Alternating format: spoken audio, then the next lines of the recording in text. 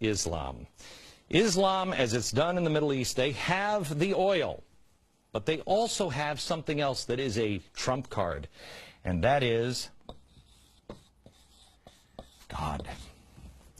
I should make that. They have faith.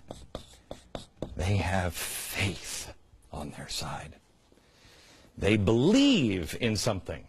George Soros, all of his minions, they only believe in money. Faith in God trumps money every time. And everybody that he has to rule, he rules over. Are you for George Soros' plan? Do you even know what his plan is? How about Russia? Russia, radicals, they have to, both of them in the end, have to have a thugocracy. China is a thugocracy.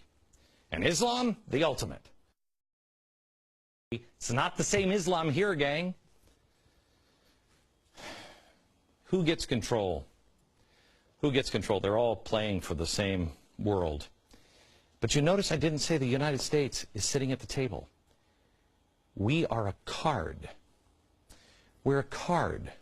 We're not a player. If you don't think this has happened before, it has happened before.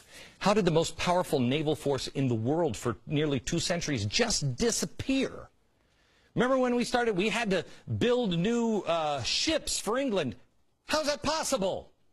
On the Navy, on the Empire where the sun never set? How's it possible? Because we were this player at 1918. That was us. We had the money, and then we told people what to do.